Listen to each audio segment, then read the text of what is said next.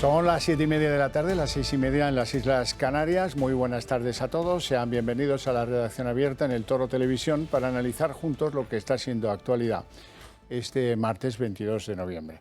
Hay una cosa muy sorprendente y los padres con niños pequeños en tiempos en los que hay una epidemia de bronquiolitis saben de lo que les hablo, de tener que ir a 2, 3, 5 farmacias buscando un producto que es un clásico de las farmacias, amoxicilina. Resulta, y nadie sabe dar explicaciones de por qué, pero bueno, pues hay escasez. En estos tiempos resulta que esto no tiene mucho que ver con el COVID, ¿eh? La amoxicilina se conoce hace unos cuantos años, es un bestseller de la farmacopea y sin embargo pues no se encuentra fácilmente, razón por la que algunos deberíamos reflexionar a propósito de, oiga, hay alguien que se mire esto, la Agencia Española del Medicamento, en fin, ¿qué tiene que decirnos? A lo mejor nos compensaría, no lo sé si lo hay, pero nos compensaría desarrollar un genérico y que no tuviéramos estas ineficiencias o que el mercado no tuviera este tipo de repercusiones. Bueno, dicho queda, y nuestro desagrado con el asunto también dicho queda. Vamos a hablar de otro asunto que seguro que les va a interesar y es el fenómeno de la inmigración desde algunos y novedosos puntos de vista. Y hemos pedido a don Ricardo Ferris, que es inspector jefe de policía y que recordarán que estuvo con nosotros comentando pues cómo fue extraído de su cargo de comisario de la Comisaría Centro en Valencia, ¿verdad? Buenas tardes. Buenas tardes, Javier. Un placer estar contigo de nuevo. Don Ricardo, me gustaría que hoy nos centráramos en algunos elementos de la inmigración, de cómo se están comportando pues, el Ministerio, los policías y los inmigrantes, ¿no? En primer lugar, los inmigrantes. Esto no puede decirse, ya saben que esto es políticamente incorrecto, pero bueno, oiga, miren, les voy a poner ejemplos de los últimos días. Miren, Cartagena. En Cartagena resulta que una mujer denunció violación porque, según ella, pues un ciudadano de origen marroquí la había violado. Esto fue noticia pues que naturalmente generó su convulsión en esta ciudad. De aquí, pues si les parece bien, nos vamos a ir a Palma, donde resulta que un inmigrante recién llegado en una patera, ojo, pues ha sido detenido, acusado de una agresión sexual a una menor en Palma. Bueno, y así podríamos seguir, pero estos son los casos más recientes. Reflexiones al respecto. Sí, bueno, este recién llegado no era un recién llegado, era la segunda vez que recién llegaba a España, es la segunda vez que llegaba en patera y una vez más, pues aparte con numerosos antecedentes y una vez más en cuanto ha llegado a nuestras costas, pues lo primero que ha hecho es ponerse a delinquir. Pero bueno, esto es un ejemplo más, tenga usted que lo que aparece en prensa podrá ser como mucho un 1% de los sucesos que realmente se están llevando a cabo en nuestro país. ¿Cómo se explica que este ciudadano sea recién llegado por segunda vez? Bueno, pues yo le voy a explicar un poco el curioso procedimiento que sigue el Ministerio de Interior con esta gente. No es que el Ejército no cumpla con su función constitucional, ¿no?, del artículo 8 de la Constitución, de proteger nuestra integridad territorial y que ni se les vea ni se les espere, ¿no?, para controlar esta inmigración, sino que además lo que hace el Ministerio de Interior, curiosamente, una vez llegan estos sujetos a nuestro país, curiosamente lo que hacen es entregarse en manos de la policía, evidentemente un país cuyos inmigrantes ilegales lo que hacen es correr a entregarse a la policía. Está demostrando que realmente tenemos un problema grave con la legislación de ese país con el tema de extranjería. Pero bueno, lo que hacen nada más llegar a nuestro país es el Ministerio de Interior automáticamente les pregunta, porque sabe usted que todos estos lo primero que hacen es deshacerse de su documentación, o se la dejan en el país o la tiran directamente. Lo que hace el Ministerio del Interior es preguntarles, ¿cómo se llama? Pues me llamo Juana de Arco. Automáticamente les extienden un papel con esos datos, Juana de Arco, les adjudican un NIE, un número de identificación de extranjero, les ponen un sello y a partir de ahí estos caballeretes pues ya se pueden mover libremente con esa identidad inventada a todas luces por no solamente nuestro territorio español, sino por todo el área de Schengen, sin hacer ningún tipo de comprobación, evidentemente. Ese sujeto, evidentemente, por ejemplo, imagínense lo que están llegando ahora más son argelinos. Con Argelia no hay ningún tipo de colaboración, entonces no sabemos qué nos está llegando aquí, aunque evidentemente los datos sí que lo... Descríbame ese papel que les extienden en la policía. ¿Llevará un membrete oficial? Efectivamente. El nombre que ellos dan. Ajá. Y un número pues, identificativo. Correcto. Y un sello. Pero para que se haga usted una idea, es como si usted va a compulsar un documento, debe llevar el original y la copia, ¿no? Una vez que las autoridades comprueban que efectivamente uno y otro se corresponden, pues lo certifican, tienen el sello y dicen que efectivamente uno y otro son iguales. Aquí, digamos que se está compulsando ese documento sin ningún tipo de cotejo con un original que no llevan. Y no solamente eso, sino que curiosamente con ese documento, con ese papelito, estos individuos luego aparecen misteriosamente, no tan misteriosamente, en nuestra península. Es decir, están viajando no solamente ya en navieras, en los ferries que comentamos, sino, como estos días me han comunicado mis policías, están viajando ya también continuamente en aerolíneas, con billete pagado por el Ministerio de Interior, y no termino de entender, yo debo de ser un poco corto, porque no termino de entender cómo es posible que una aerolínea, una compañía de transportes o una compañía naviera permita viajar en esas condiciones, es decir, sin documentación realmente legal que acredite la personalidad de ese individuo, pues que permita en este caso que suban a esos aviones, a esos barcos y se muevan libremente por nuestro país, y ya le digo que no solamente por nuestro país, sino por toda el área de Schengen. A lo mejor en descargo de esas compañías, a lo mejor es que son pequeños contingentes que van al vuelo o al ferry acompañados de policías de uniforme y dicen, no, estos llevan ese papel. Esos pequeños contingentes ya han alcanzado la cifra en los 6 primeros meses de lo que va de año de 500.000. O sea que no serán realmente tan pequeños, ya tenemos 500.000 inmigrantes regulares, no serán tan pequeños. Bueno, hemos tenido también noticias de, ya lo digo, hoy mismo, ahora me acaban de enviar el vídeo de, desgraciadamente, Descanse en paz, ese tendero del Raval, también extranjero, que ha muerto apuñalado también por 2 de estos tipos, recién llegado en pateras, a todas luces argelinos, marroquíes por la pinta, y que lo apuñalaron el día 10 con un vídeo grabado que realmente es espeluznante, hoy lo han publicado en las redes, y pues desgraciadamente pues hoy ha fallecido. Pero quiero decir que estos datos, ayer mismo, anoche mismo en Valencia, estos individuos también le rajaron, le destrozaron la cara con botellas, machetes, cuchillos, en pleno centro de la ciudad, también a un chico sudamericano. La verdad es que están todas las luces rojas de alarma encendidas. Ya anticipo que las próximas Navidades y desgraciadamente las próximas fallas en Valencia, en este caso, van a ser las fiestas más sangrientas de todo lo que llevamos de siglo, ya se los anticipo, estemos preparados para lo que se nos va a venir encima, y esto lo que está evidenciando es la necesidad total y absoluta de un verdadero plan integral de seguridad para hacer frente a esta emergencia. Desgraciadamente los datos están ahí, la experiencia nos demuestra que ninguna de las formaciones políticas que se han ido sucediendo en los gobiernos hasta ahora tiene ni la más mínima preparación, ni la más mínima formación, ni la más mínima voluntad de abordar a fondo el problema. Sigo diciendo que la seguridad ciudadana es la gran asignatura pendiente que tiene este país y precisamente, motivado por esto, esta mañana pues, me he personado en la sede del único, yo soy apolítico, pero tengo que reconocer que el único partido político que se ha tomado en serio todo este tema del control de la inmigración irregular y se ha tomado en serio, al menos de manera teórica, el tema de la seguridad ciudadana, pues les he presentado también para darle un poco de esperanza a los ciudadanos de Valencia y espero que en un futuro a los ciudadanos de España, de ese plan integral de seguridad que la ciudad de Valencia necesita. Yo ahora mismo es verdad que necesito el apoyo de esta formación política, de Vox. Pero aunque no lo sepan, Vox, los ciudadanos de Valencia y más tarde los ciudadanos de España, necesitan urgentemente mi colaboración.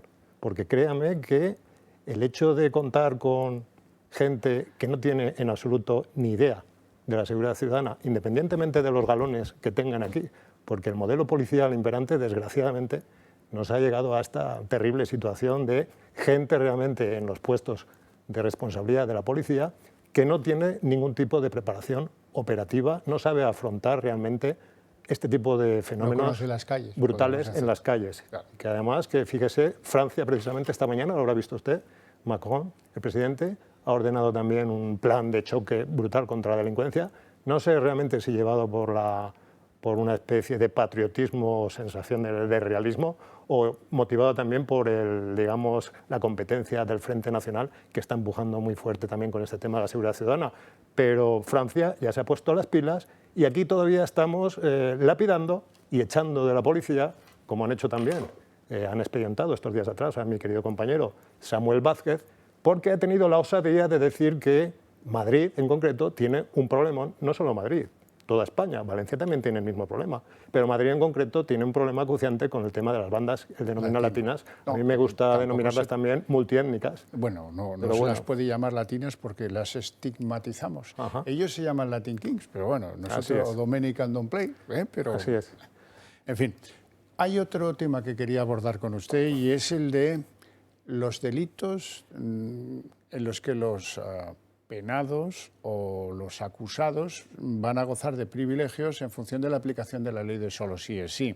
Ya saben ustedes que han salido 17 con recortes de sus penas, que hay 5 que han sido excarcelados, pero yo le voy a sugerir uno, porque me interesa mucho su opinión. Nos vamos a Jaén. En Jaén, un boliviano de 54 años, que siempre estuvo en España en situación irregular, fue condenado en el año 2019 por una violación a una joven en un portal. Eso fue en 2019. Le condenaron a 6 años de prisión. Y él, que en el juicio reconoció haber sido el autor de esta violación, con lesiones, etc., bueno, ya por eso le rebajaron un poquito la condena, por haber reconocido, ¿verdad? Bueno, en cualquier caso, ahora vuelve a la carga y pide una rebaja de la pena a 4 años en aplicación de la ley del solo sí es sí. Lo que yo no acabo de entender, porque esto de pasar a 4 años, más lo que lleva este hombre ya encerrado, pues supondría su excarcelación. Y también supondría legalmente la revocación de la orden de expulsión que pesa contra él, y eso no lo termino de entender.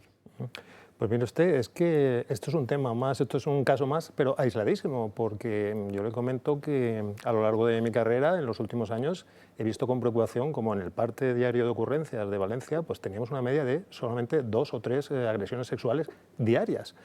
Si multiplica usted esto por, yo me hacía la siguiente conjetura, si multiplicamos por las 17 comunidades autónomas, que esto es el territorio de Policía Nacional, y le sumamos la otra mitad de España, que territorialmente hablando está bajo la jurisdicción de la Guardia Civil, ¿qué está pasando en España con el tema de las agresiones sexuales? Y desde aquí yo insto a todos esos chiringuitos, tanto institucionales como los observatorios, miles de observatorios de violencia contra la mujer, así como todos aquellos chiringuitos también, los digo chiringuitos porque más que vivir de la protección de las mujeres, viven precisamente de las mujeres, es decir, están ganando dinero pero no se están ganando el sueldo, porque no están haciendo nada. Si realmente estuvieran interesados en el problema, lo que harían es responder a lo que les estoy diciendo. Yo insto a todas esas organizaciones que averigüen, que insten, que obliguen al Ministerio de Interior a publicar y a decirles los nombres y apellidos, los datos de quiénes están cometiendo todas esas agresiones sexuales. Porque yo lo he visto en los partes diarios y yo ahí nunca veo ni un solo español, ¿eh? Entonces, cuando tenemos que abordar, si realmente se quiere abordar a fondo un problema, hay que desproveerse de todo tipo de tapujos ideológicos. Esto no es un tema ni de izquierdas, ni de derechas, ni de racismo, ni de xenofobia, como esta gente quiere hacernos creer, porque muchas de esas víctimas también de las agresiones sexuales son también inmigrantes. Sí, claro. Entonces, insten al Ministerio del Interior a que les diga nombre, apellidos y procedencia real, si son extranjeros, si son españolizados o si son españoles, y analice realmente quiénes están protagonizando la mayor parte de esas agresiones sexuales, así como la mayor parte de todos los delitos violentos que se están cometiendo en nuestro país. Porque a lo mejor empezarían a sacar conclusiones, independientemente de que no les guste a esta gente, desde el punto de vista ideológico, las conclusiones a las que lleguen.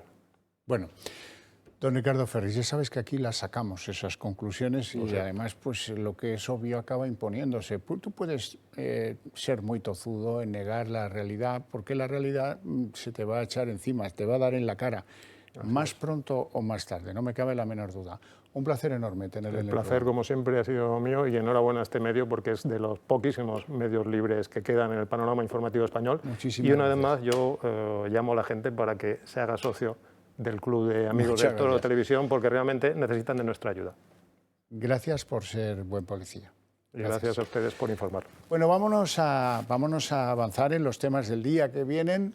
¿Cómo viene el día? Madre mía. Bueno, tenemos, luego hablaremos de ella, la última de las genuflexiones del presidente del Gobierno, esta vez con Bildu. Con Bildu acaba a última hora, porque el jueves necesita los 5 votos de Bildu para sus presupuestos y acaba de concederles lo mollar. Lo mollar es la desaparición con fecha, con exigencia de fecha por parte de Bildu, de la Guardia Civil en Navarra.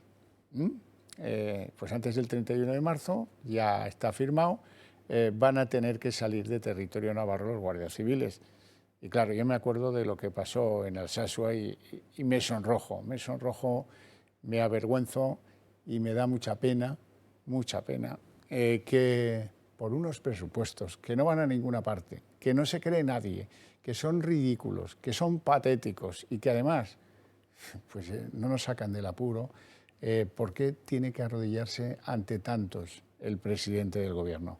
Ante Unidas Podemos, con la aprobación el jueves del impuesto para la banca y el impuesto a los ricos. Qué contentos están en Unidas Podemos con esto. Con los de Esquerra, derogar el delito de sedición y ya veremos si no alguna que otra componenda de carácter, ya saben, el riego de millones. Y ahora con Bildu, pues nada, ¿qué queréis? ¿El control policial en Navarra? Perfecto, pues retiramos a la Guardia. ¿Cuándo dices que lo queréis? Como mucho el 31 de marzo. Pues venga, el 31 de marzo que se retire la Guardia Civil de Navarra. Eso es lo que le importa a este país, al presidente del Gobierno. Bueno, el tema de fondo de la actualidad política, con algunas incorporaciones como esto de Bildu, es la ley del solo sí es sí. ¿Por qué? Bueno, pues porque hubo una polémica decisión de la Fiscalía General del Estado que el Gobierno utiliza como arma arrojadiza contra la oposición. ¿Qué decía esta normativa de la Fiscalía General del Estado, de la que ya hablamos ayer? Que se evitará, van a verla en imagen, se evitará la adopción automática de las penas que marcaría esta ley, las proporciones aritméticas que proporciona el nuevo marco punitivo. Y dice la Fiscalía General que cada procedimiento deberá ser analizado individualmente, huyendo de los automatismos. Bueno, hasta donde yo sé no ha habido ningún automatismo y vuelvo a reiterar que son 17 las rebajas de pena por culpa de la aplicación de esta ley y 5 los excarcelados. Y ya veremos cuántas más tendremos que soportar. En cualquier caso, el Partido Popular dice que esta directiva de la Fiscalía General del Estado es completamente incorrecta y aquí se abren un abanico amplio de opciones por parte de los abogados de los que están en la cárcel por delitos de agresión sexual, de abuso sexual o de violaciones, que también los hay. Vamos a ver cómo es ese abanico.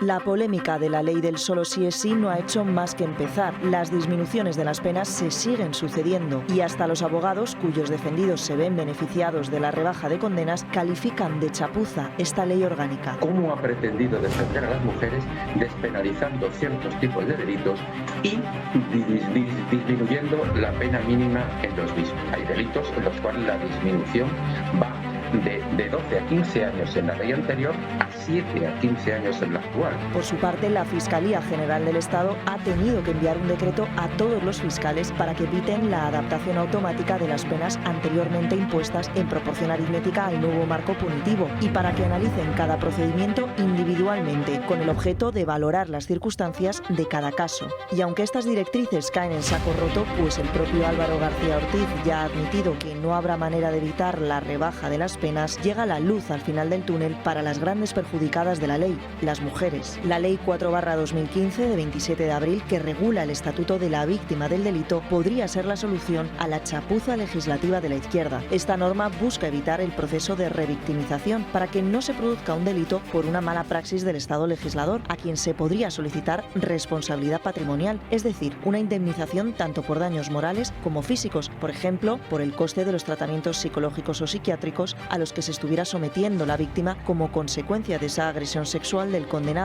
que ahora se encuentra en la calle. ¿Le tocará al Estado, sufragado por todos los españoles, pagar el error de Irene Montero? Pues claro, la puerta está abierta. En fin, otro criterio del fiscal general que es muy llamativo. Este hombre, que además fue designado directamente por Sánchez porque no les gustaba, algunas cabezas visibles en algunos puntos clave de la organización del Estado, dice que no hay manera de evitar la reducción de condena en muchos casos. En muchos casos la ley nos deja al amparo de pocas cosas. Y por lo tanto, Dice este hombre que no habrá manera de evitar la rebaja de algunas penas por delitos sexuales, claro está.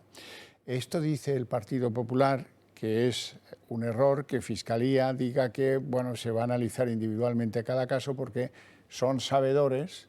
Esta instrucción del fiscal dicen que es contra legem, que es pues, ir contra la propia ley, evidentemente, y que es un error el haberse pronunciado en esos términos. Y hoy sabemos algo nuevo, siempre llega algo nuevo, hoy sabemos algo nuevo sobre la ley del solo sí es sí y la impericia, o si ustedes quieren, la falta de capacidad de la ministra Irene Montero, la ministra de Igualdad. ¿Por qué? Porque se saltó algo que es preceptivo y que estaba obligado a realizar, que es el trámite de consulta pública. Dicen los letrados que representan al Estado que Igualdad regateó las garantías y debió buscar más el acierto y la legalidad que la propaganda, que es lo que les caracteriza en todos sus movimientos de nuevas propuestas legales que acaban siendo enormes fiascos como este que tenemos sobre la mesa y del que volveremos a hablar, pero será pues, en nuestra tertulia de análisis político. Antes les tengo que advertir de algunas cosas que han sucedido hoy, de las cuales el Gobierno está encantado. Claves para presentarlas en el debate de los presupuestos del superjueves, como siempre. Aquí todo se hace para facilitarle los presupuestos a Sánchez. Tal es el acuerdo de la Asociación de la Banca con el Gobierno, o con parte de él, sobre ayudar a los que tienen hipotecas cuando suban los tipos, el Euribor. Muy bien. Este acuerdo no parece comprometer a algunos de los bancos que más hipotecas tienen. ¿Por qué? Porque el banco, lo acabamos de escuchar en Pulso Económico, el banco si pone en moratoria el cobro de algunas cuotas y de los intereses de sus cuotas durante un tiempo, automáticamente tiene que destinar parte de su capital, del capital del banco, a una reserva que está obligado a hacer por ese posible impago de la cuota. Esto no se arregla. Aquí lo que han querido es que enseguida vender el acuerdo de la banca con el Gobierno, cuando la propia vicepresidenta del Gobierno, Yolanda Díaz, está en contra de este acuerdo. Está en contra y dice cosas tremendas sobre este acuerdo. Luego las veremos. Pero en cualquier caso, ¿de qué va este acuerdo de los bancos con el Gobierno? Vamos a verlo.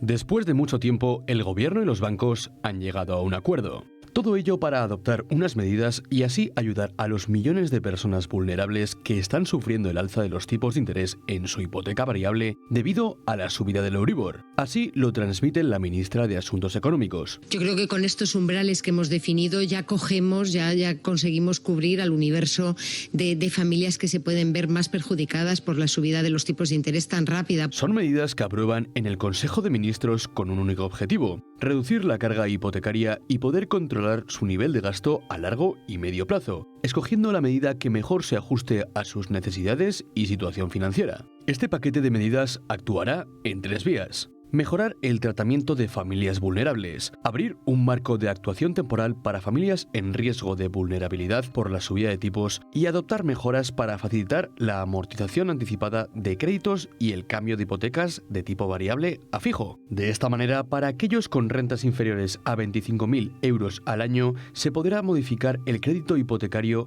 rebajando el tipo de interés dentro del periodo de 5 años y también se ampliará 2 años el plazo para solicitar la dación de pago del inmueble. Además, aquellos que aporten más del 50% de sus beneficios mensuales a la hipoteca podrán tener una carencia de 2 años, con un interés menor durante la carencia y alargamiento del plazo hasta 7 años. Aún así, muchas entidades financieras temen el riesgo de que estas medidas puedan afectarles, pero Nadia Calviño calma la situación. Diseñar las medidas también con el Banco de España para que tengan un impacto reducido desde el punto de vista de la calificación de los créditos y en general todo este paquete de medidas no tenga un impacto significativo desde el punto de vista de la situación de las entidades financieras. Las familias más vulnerables llevaban tiempo denunciando las irregularidades de las hipotecas a tipo variable. Veremos cómo afectan estas medidas del Gobierno.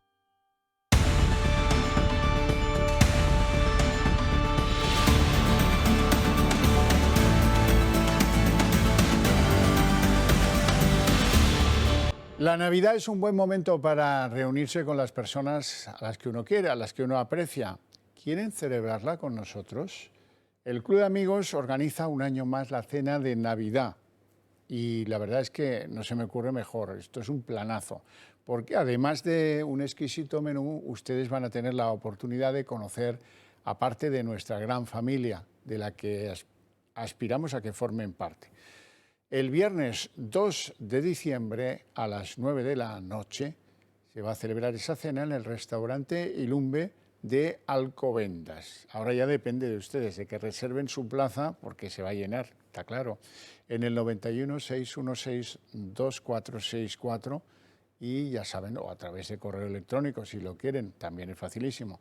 Esto viene a reforzar eso que les digo yo siempre, tienen que decidirse y entrar a formar parte de esa familia del Club de Amigos del Toro Televisión. Es la mejor manera de defender lo que a ustedes les importa, esas convicciones que compartimos. Ayúdennos, que se ayudarán. Se lo digo de verdad. Por cierto, una de las cosas que prepara el Club de Amigos es el jueves día 1 de diciembre, una especie de intervención magistral del buen amigo y gran psicólogo Javier Urra. Don Javier Urra, que estuvo aquí con nosotros presentando su libro Cuando la salud mental quiebra. Es un acto gratuito, apto para todos los públicos, en la que Urra nos va a poner al día sobre cómo están los temas relevantes de nuestra salud mental, cuando digo nuestra, digo la de nuestra sociedad, y qué debemos hacer para prevenir un tsunami de quiebras de lo que hoy podríamos llamar nuestra salud mental. Les recuerdo que tenemos la lotería a disposición para quien quiera compartir algún décimo con el número de esta casa, del Toro Televisión. Ahí lo tienen, es bonito, no me digan que no. Y también les quiero recordar, porque este es momento de pensar en regalos para uno mismo, también vale, por supuesto. Y el Toro ha vuelto a editar su colección de relojes manuales. Pueden elegir entre el modelo de hombre o de mujer, los ven ahí en la pantalla, caja de acero inoxidable, pulsera de silicona, cristal mineral recubierto de zafiro y, bueno, ahí se ve, es que es muy elegante este reloj, la verdad. Bueno, con las funciones para poder ver el mes, el día de la semana, son las dos versiones sumergibles hasta 100 metros, tienen garantía de 2 años y, en fin. Si no saben a quién regalárselo, pues yo acepto este regalo, encantado de la vida. Vamos ya a continuar con nuestras obligaciones. Tienen que saber ustedes todo a propósito del nuevo disparate de este gobierno en plano legislativo. Es la Ley de Bienestar Animal. Es la ley que pretende proteger a los animales del maltrato que les puedan infligir los humanos. Bueno, pues eso es un desastre, como todas las leyes de este gobierno, porque resulta que no se pueden tener en casa ni roedores, ni tortugas, ni periquitos, ni lagartos, ni una larga serie de cosas. Entre ellas también, bueno, en fin, es igual, ahora las van a conocer. Y los que tengan estos bichejos se preguntarán, ¿y qué hacemos con ellos si ahora está prohibido que los tengamos en casa? Ah, amigo, la solución en el próximo vídeo. ¿Cuántos niños en España crecen con un hámster, un periquito o un conejo en casa? ¿Cuánta gente tiene estos pequeños compañeros de mascota? Pues ahora la Ley de Bienestar Animal acaba con esta posibilidad de un plumazo. El gobierno quiere llevar lo que entiende por protección animal un paso más allá y prohíbe algunas de las especies más cotidianas de nuestros hogares. Si antes el sentido común nos decía perfectamente qué era y qué no era una mascota, la nueva norma introduce cambios que no parecen tan lógicos a simple vista. Ni hámsters, ni periquitos, ni conejos, tampoco tortugas, serpientes o arañas, ni nada que se le parezca a ninguno. Eso incluye agapornis, camaleones, lagartos de todo tipo o cobayas, porque no van a estar dentro de la lista de privilegiados a los que el gobierno todavía dará el rango de animal de compañía. Cuando sabremos definitivamente qué animales se quedan con nosotros y cuáles no, el gobierno se lo puede tomar con calma, porque el texto de la ley indica que el famoso listado positivo deberá ser aprobado por Moncloa en un plazo de 48 meses desde la entrada en vigor de la ley. 4 años de plazo para una lista que, según el director de Derechos Animales, podrá ser modificada cuando convenga. Y mucho ojo, porque quienes incumplan la ley y tengan animales no permitidos se enfrentarán, en primer lugar, a penas de cárcel de entre 18 y 24 meses si el animal fallece. Un punto polémico para el que habría que ver en qué condiciones la muerte del animal sería sancionable. En segundo lugar, la persona podría pasar hasta 36 meses en prisión si hay más de un agravante y se enfrentaría también a la posible inhabilitación entre 5 y 10 años para vivir o trabajar con animales. Pero eso no es todo, porque dependiendo de la gravedad de la infracción, la multa irá desde los 500 euros hasta los 200.000 para infracciones muy graves. ¿Y qué pasa con los miles de hogares que tienen cobayas, conejos o tortugas en casa? En principio seguirán teniendo la condición de animal de compañía, pero para ello habrá que informar a las autoridades y pedir permiso para tenerlos. Así que ya sabes, si no avisa de que el hámster Pepe vive en su casa, se enfrenta a hasta 36 meses de cárcel y 200.000 euros menos por maltrato animal. Es que se me está ocurriendo una maldad. A lo mejor, pues esto, el día que entre en vigor la ley, yo les aviso del día que es y ustedes lo llevan al ministerio correspondiente y dicen, mire, aquí está, yo no quiero que me multen, no, aquí lo tiene. Aquí tiene sobre todo los venenosos, si tienen ustedes alguno que sea venenoso, llévenlo pronto, porque esto está completamente desmadrado. Les quiero hablar de una señora que es la delegada del Gobierno en Madrid, Mercedes González. Ha hecho unas declaraciones según las cuales las manifestaciones son un derecho y como tal, pues no necesitan de autorización por parte pues, de la delegación del Gobierno. Mira que hemos contado a veces aquí, no llega la autorización, se ha prohibido la manifestación. Pues ella dice que no, que son un derecho, que está en la Constitución, en eso lleva razón, y que no está sujeto a autorización gubernativa. Vamos a escucharla. Yo creo que hay que hacer muchísima pedagogía en torno a dos cuestiones. Una, el derecho de manifestación y el derecho de reunión. La delegación del Gobierno no autoriza. La delegación del Gobierno toma conocimiento.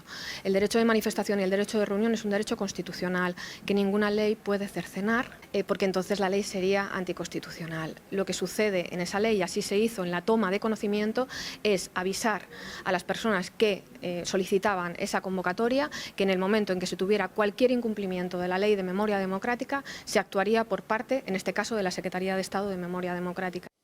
Un momento, señora González, vamos a ver, sin ánimo de ser exhaustivo, pero usted prohibió una manifestación en Madrid que coincidía con la cumbre de la OTAN, que no me lo invento, y han sido innumerables las veces en las que no se han podido celebrar manifestaciones porque no tenían autorización de la delegación del Gobierno. ¿Qué pasa? ¿Que hemos descubierto recientemente que son un derecho constitucional?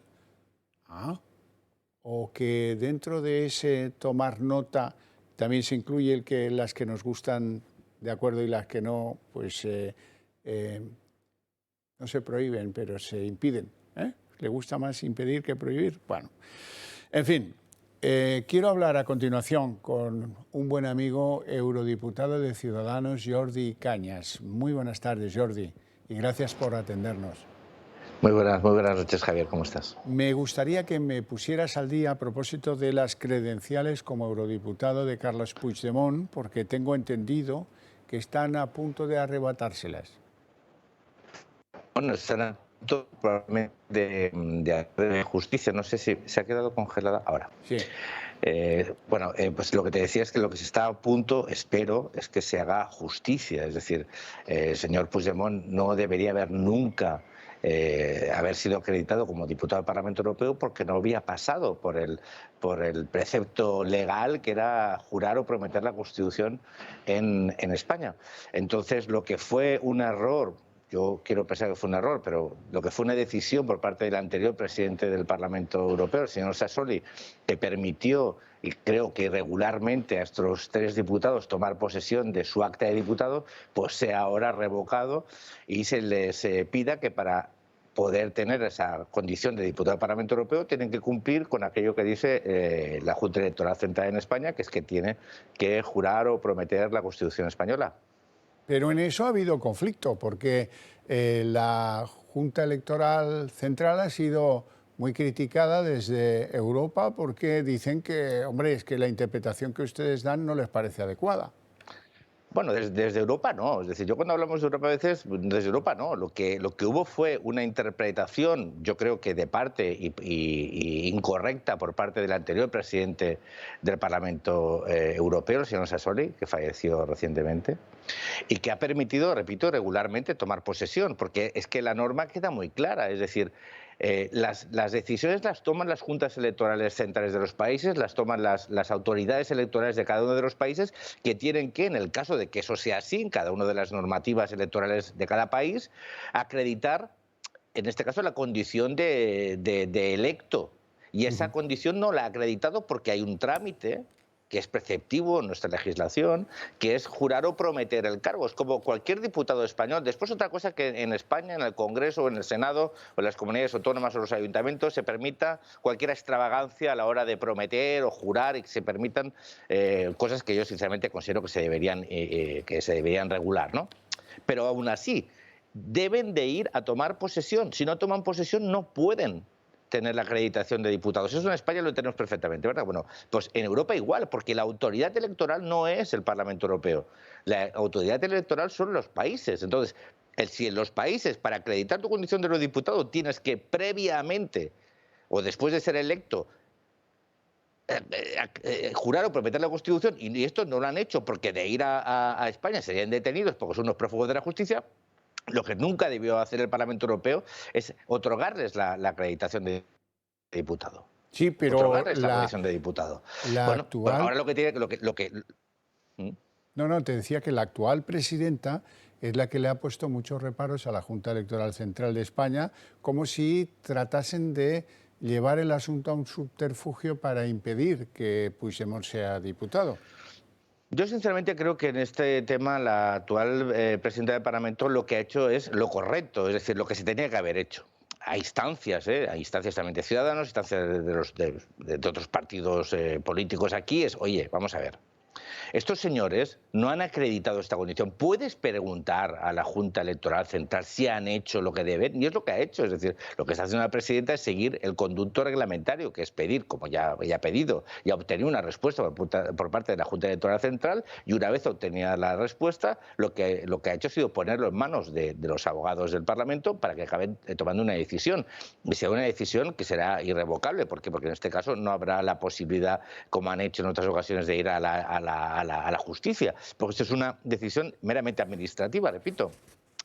Las elecciones al Parlamento Europeo son elecciones que se celebran en ámbito europeo, pero que se celebran en las circunscripciones nacionales. Y las autoridades electorales, las que determinan que el electo tiene la condición, es cada uno de los países. Y en España, repito, es que está muy claro. O sea, la normativa es evidente. ¿Por qué no lo pidieron? ¿Por qué no lo exigieron? Bueno, esto habría que preguntárselo al anterior presidente y por qué permitió en este caso que se produjera una situación irregular. Pero yo creo que la actual presidenta lo que está haciendo las cosas es bien, es decir, preceptivamente ha pedido el dictamen de la Junta Electoral Central, la ha obtenido, la Junta Electoral ha sido clara y taxativa, porque como no puede ser de otra manera, y ahora lo que ha hecho es con esta respuesta ponerlo en manos de los abogados para proceder en consecuencia. ¿Por qué? Pues porque ya saben a cómo se la gastan estos señores. Ante cualquier fallo administrativo, procedimental, pues podían argumentar cualquier cosa. Bueno, y lo que quiera el presidente, creo que con buen criterio, es tener todos los elementos para que no pueda ser su decisión revocada o refutada. Cañas, te agradezco mucho la explicación, porque en España hay gente que se pregunta, oiga, ¿y cómo es posible que este Puigdemont, si no es eurodiputado, se pasee por las dependencias, entre, salga, hable dentro, hable fuera? ¿Cómo es posible? Bueno, porque le han dado la acreditación. ¿Para cuándo se espera que se la quiten? Bueno, mira, en primer lugar hay que pensar que el anterior presidente del Parlamento era socialista. Y entonces a lo mejor, pasado el tiempo, algunas cosas empiezan a cuadrar. Ya. Quiero decirte, entonces, este señor se pasea por aquí. Antes no podía, ¿eh? Este señor estuvo unos meses que no tenía la condición de eurodiputado, hasta que finalmente el anterior presidente se la concedió y no podía pasar por el Parlamento. Y si ahora eso se lo preguntan en Madrid, pues es muy sencillo. Pues este señor tiene ahora la condición de diputado europeo, con todo lo que ello significa. Bueno, aquí se le levantó, como tú bien sabes, se levantó la inmunidad como parlamentario y está recurrido, que ahora espero que en noviembre, que a finales de noviembre, tiene una vista en el Tribunal General de la Unión Europea, porque van a agotar todos los procedimientos legales para la inmunidad, pero es que esto es otra cosa. O sea, en este sentido, lo que se le puede quitar es la condición de eurodiputado simplemente porque no ha cumplido con los preceptos legales que en este caso determina el Estado miembro del cual en teoría representa, aunque es un fugado, un prófugo, y saben que intentó dar un golpe de Estado en nuestro país, ¿no? Bueno, que lo dio de facto. Pero bueno, en Madrid se preguntan cosas, aquí también se preguntan otras. ¿Cómo es posible que se haya indultado a golpistas? ¿Cómo es posible que se esté modificando un código penal para que gente que cometió delitos muy graves pues pueda ahora volver prácticamente a rositas? Yo creo que eso es más grave todavía que lo que se preguntan algunos por Madrid. Sin duda alguna, tiene usted toda la razón. Bueno, Jordi Cañas, muchas gracias por atender nuestra llamada desde el Parlamento Europeo. Muchísimas gracias y hasta pronto. Un abrazo. Muchísimas gracias a usted, Javier. Buenas noches.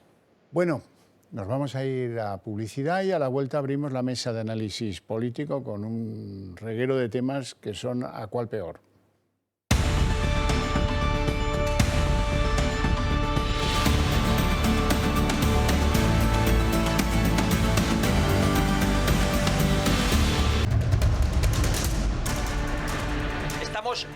En la calle, donde podemos ir, no como otros. Estamos en el sitio en el que había que estar hoy cuando se ha dicho que la ley iba a ser pisoteada en España y se iba a cambiar a favor de los delincuentes. Solo Vox, junto a todos vosotros, está respondiendo al golpe.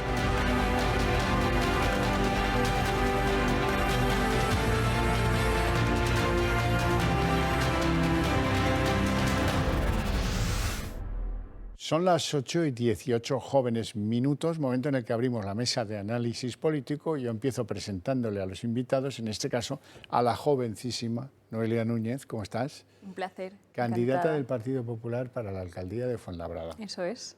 Bueno, pues ya se va acercando la Ya no fecha. queda nada. Estamos ya prácticamente en precampaña y ya queda poquito para desalojar al PSOE. Bueno. Y don Manuel Pino, eminente jurista y además vicepresidente del Club Liberal Español. Muy buenas tardes. Buenas tardes, Javier. ¿Todo bien? Muy bien. Me alegra mucho. Un poco de frío, ¿eh? Un poco de frío, hay agua, nieve y frío en la calle, ¿eh? Me molesta muchísimo tener que empezar esto con una tan mala noticia. La última de las genuflexiones de Pedro Sánchez. Se lo he anunciado antes, ahora es el momento. Sánchez ha cedido, como siempre, como es marca de la casa, primero con Unidas Podemos, con el impuesto de los ricos y de los bancos, luego con Esquerra, con la derogación del delito de sedición, y lo último, le quedaban los 5 votos de Bildu, y a esos se los ha ganado con o mediante la retirada de la Guardia Civil de Tráfico de Navarra. Con exigencias, los bilduitarras vienen pisando fuerte. Dice que quieren que eso se produzca antes del 1 de abril. Por lo tanto, pues el 31 de marzo es la última fecha, porque si se compromete Sánchez con las malas compañías es muy cumplidor, ¿eh? ¿Qué consigue con esto Sánchez? Bueno, pues que lo del jueves de los presupuestos sea un camino de rosas. Queda por dilucidar si Esquerra, nadie lo cree. Se abstiene, no que vote en contra, está fuera de cualquier quiniela. A lo mejor se abstiene, pero lo más probable, vamos, cualquier apostante diría que van a votar a favor. Si les derogan la sedición y además les hacen carantoñas con la malversación, pues evidentemente lo que va a venir es evidente. Las concesiones a Bildu, con esa estrella de retirar a la Guardia Civil de Tráfico de Navarra, hay otras que son hasta cómicas. Por ejemplo, que llegue pasta para financiar el circo en euskera. Sí, sí. Vean a continuación cómo hemos analizado todas las concesiones a Bildu. Pedro Sánchez continúa su estrategia de pactar con todos los enemigos de España los presupuestos generales del Estado. Este apoyo va supeditado a una nueva batería de cesiones que el Gobierno no duda en asumir servilmente con tal de continuar en el poder. Para maquillar este acuerdo se han incluido varios puntos como mantener el alza del 15% en las cuantías de las pensiones no contributivas en 2023, limitar las subidas del precio del alquiler al 2% o acordar un nuevo paquete de inversiones que, si en la anterior negociación los filoetarras consiguieron sacar al Ejecutivo 60 millones de euros, esta vez superan los 445. También se ha anunciado la incorporación de 200 nuevas plazas MIR en materia de sanidad. Pero lo que de verdad le importa a Bildu, como pueden imaginar, va por otros derroteros. Así, se destinarán 4 millones de euros en partidas para la memoria y la historia, potenciando todo aquello que le sirva para continuar con su relato. Además, se destinarán casi 6 millones de euros a las universidades vascas para proyectos como la digitalización de radios en vascuence o la promoción del circo en esta lengua. En materia fiscal, el Gobierno acuerda traspasar al País Vasco y Navarra el nuevo impuesto a la banca y a las eléctricas, para que poco a poco vaya tomando forma una hacienda propia separada del resto de España. Y así llegamos a la medida de la infamia. Nos referimos, cómo no, a la transferencia a Navarra de la competencia de tráfico, lo que supone retirar de facto los últimos efectivos de la Guardia Civil que quedaban en esta comunidad. Esta medida afectará a más de 200 guardias civiles que tendrán que abandonar Navarra antes del 31 de marzo. Todo esto se produce después de la transferencia de prisiones, de los acercamientos masivos de etarras a País Vasco o de la puesta en libertad de terroristas con delitos de sangre, como Asier Carrera, que asesinó al socialista Fernando Buesa y a su escolta en el año 2000. Este, señores, es el gobierno de Pedro Sánchez, un gobierno capaz de ponerse de rodillas con los herederos de ETA con tal de conseguir 5 miserables votos. Bueno, sobre esto, de momento, tenemos una conclusión que adelantaba por tuit Santiago Abascal. ¿Qué decía Abascal? Pues evidentemente que esto pues, es una alianza con los herederos de los terroristas para acabar con la Guardia Civil en Navarra. Cuánta indignidad añade el presidente de Vox. Noelia Núñez, ¿qué te parece la última de las genuflexiones del presidente Sánchez? Bueno, Pedro Sánchez va a tener unos presupuestos para su campaña electoral para 2023 a costa de destruir el Estado democrático y el Estado de Derecho en nuestro país. Lo hemos visto con los independentistas, con esa rebaja del delito de sedición, y lo estamos viendo ahora también cómo pisotea la memoria de las víctimas y el esfuerzo de tantos españoles y de las fuerzas y cuerpos de seguridad del Estado, apartándoles, en este caso, de Navarra, ¿no? Yo creo que es pues el último insulto a tantas víctimas y a tantos españoles que tanto se han dejado por el camino y que tanto esfuerzo han tenido que... ¿Te acuerdas de los agredidos en Alsasua? Por supuesto. Quienes no se acuerdan son ellos, por desgracia, ni de sus compañeros, a los que los mismos que hoy les votan sí a los presupuestos, asesinaron. Manuel Pino. Bueno, pues mira, Javier, este presidente le da lo mismo Juana que su hermana. Él tiene un objetivo único, que es la permanencia en el poder, al precio que sea, porque carece de principios. Le falta un fondo que no es capaz, porque hay muchas cosas que aunque puedas hacerlas, no debes si tienes principios. Y él está en un plan que es desmantelar el Estado y desproteger al Estado, y permanentemente está cediendo de manera continua a los secesionistas, a la carta, todo lo que le piden.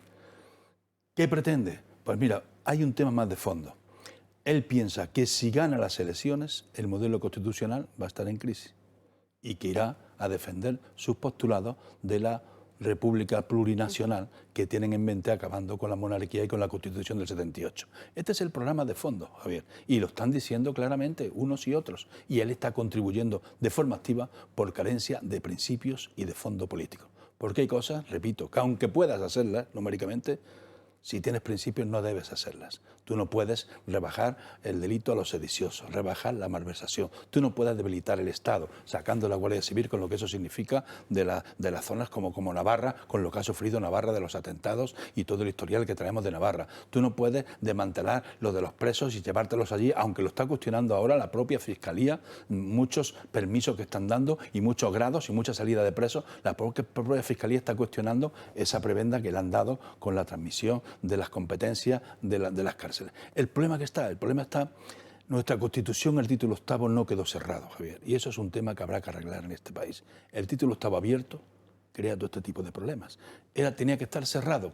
Era el momento de salida del franquismo, era un momento muy difícil, pero eso tenía que estar cerrado. Y nunca se ha cerrado. Y por ahí vamos muy mal, porque eso trae estas consecuencias. La educación, que ya se negó el propio Azaña a la República a entregar la Constitución a las comunidades autónomas. Aquí hay temas que se han dado y que con el andar del tiempo pues van a peor. Por mucho que se diga que va mejor, que está mejor Cataluña, pues no, vamos a peor. También es curioso que le entregue determinados tributos, ¿no? Cuando a Navarra, País Vasco, cuando además a los madrileños, curiosamente, nos quiere subir Sánchez los impuestos por la puerta de atrás. Con este nuevo famoso impuesto de solidaridad, la autonomía fiscal en Madrid no se respeta, pero si sus socios para que le aprueben los presupuestos quieren autonomía fiscal, para ellos todo lo necesario, ¿no? Mientras tanto, en Madrid, como Pedro Sánchez aquí no gana y como desde luego no queremos a Pedro Sánchez ni en pintura, aquí sí, aquí le subimos los impuestos. Como decía el trabajo anterior, está embrionando una hacienda propia, distinta de la española, con pensiones, con todo lo necesario para articular, pues eso, una republiqueta dentro de una república confederada. Acabar con el régimen 78 al que contribuyen los enemigos de España, sí, que los tiene de socios. Me encanta la expresión de Emiliano García Paje, las malas compañías de Sánchez. O sea, no me digáis que es ¿Y él? Bueno, él fue el primero en tener malas compañías, que llegó al gobierno. Claro, pero es que él también es compañía de Sánchez. Hombre, claro, pero bueno, no me digas que la frase no hay que... Pero también lo dijo que era un monaguillo.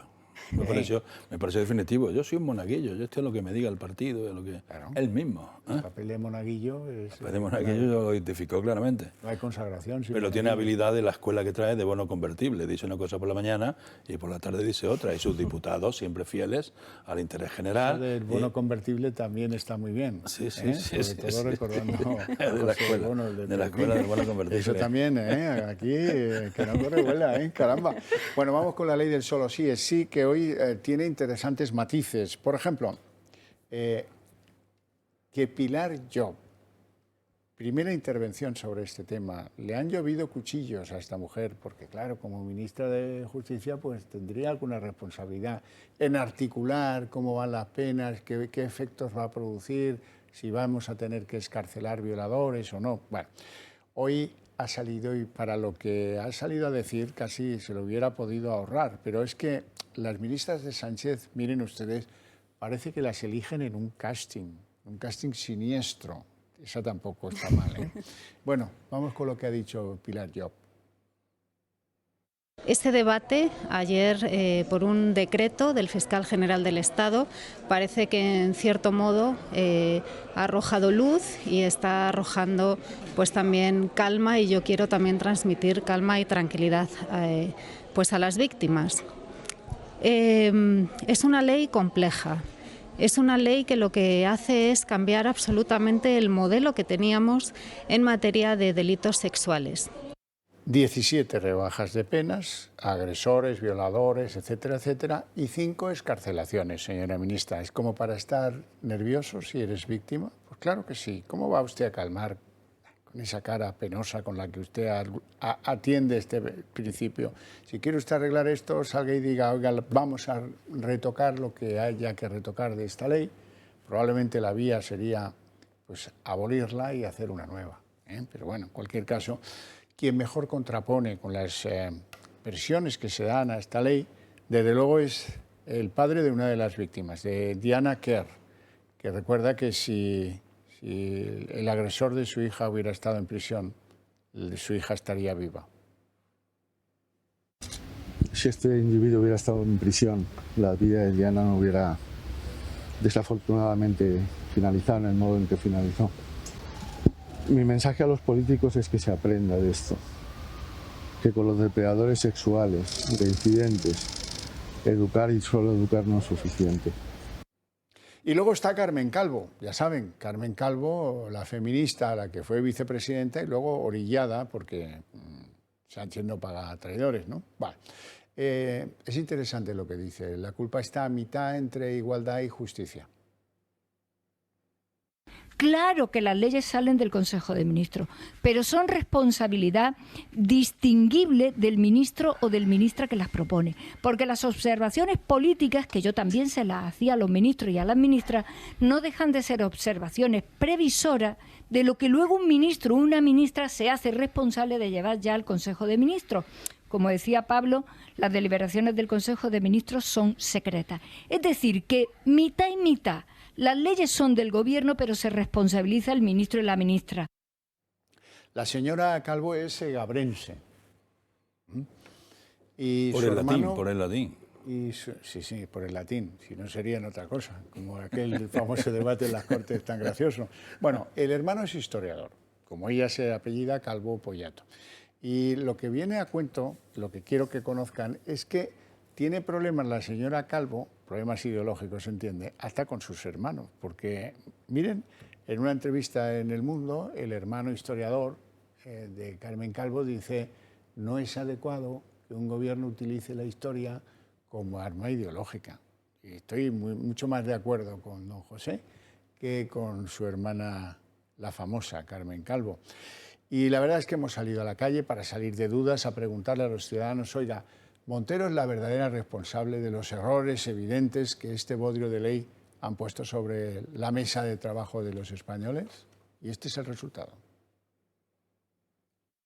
Tras las quejas de abogados y jueces por la ley del sí es sí, debido a que se han rebajado penas de prisión a violadores, Carmen Calvo ha dicho que la responsabilidad última es del ministro que presenta la ley.